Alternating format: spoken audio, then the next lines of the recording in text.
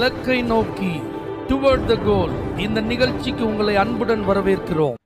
Praise the Lord. ஆண்டவராகிய இயேசுவின் இனிய நாமத்தில் இந்த புதிய மாதத்திலே வாக்குத்தத்த வார்த்தையோடு உங்களை சந்திப்பதில் மிகுந்த சந்தோஷம். நீதிமொழிகள் 16ஆம் அதிகாரம் 33ஆம் வசனம்.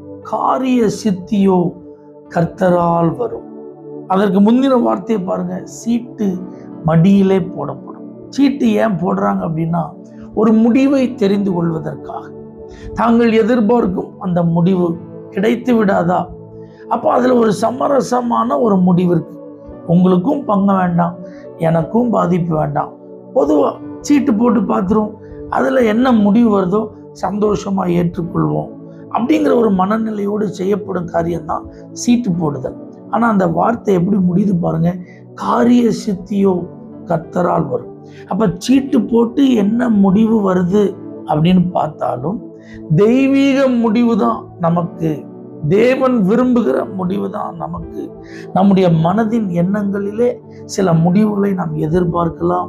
அதனுடைய யோசனைகள், நம்முடைய மனதின் திட்டங்கள், நம்முடைய தீர்மானங்கள், இதை நோக்கி இப்படி என்னுடைய முடிவு இருந்தால், என் குடும்ப காரியத்தில் இந்த முடிவு, என் வேலையில இந்த முடிவு, என் பிள்ளைகள் காரியத்தில் இந்த ஒரு முடிவு, படிப்புல இந்த ஒரு முடிவு, என் எதிர்காலத்தில் இந்த ஒரு முடிவு என்று நம்முடைய மனதின் யோசனைகள் அநேகமாக இருந்தாலும் தெய்வீக முடிவு தான் நிரந்தரம். இந்த மாதம் தெய்வீக முடிவுகளை கர்த்தர் தருகிற ஒரு நல்ல மாதமா இருக்கு. நிச்சயமாகவே முடிவு உண்டு.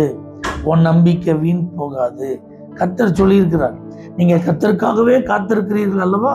அதனால அவர் உங்களுக்கு நல்ல முடிவை, தெய்வீக முடிவை காணும் பாக்கியத்தை தருவார்.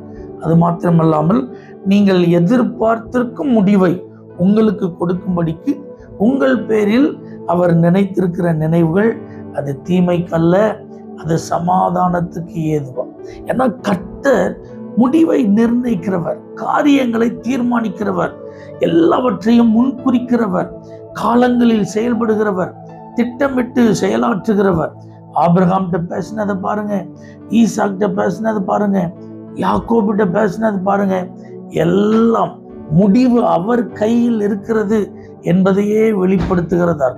பைபிள் ஃபுல்லா நீங்க கவனிச்சு பார்த்தீங்கன்னா ஒவ்வொரு பரிசுத்தவான்களின் வாழ்விலும் தெய்வீக முடிவுகளை நீங்கள் காணலாம். அப்ப இந்த வார்த்தையை கேட்கிற உங்க எல்லாருக்கும் இந்த மாதம் தெய்வீக முடிவு. உங்க முடிவை சூழ்நிலைகள் நிர்ணயிக்காது.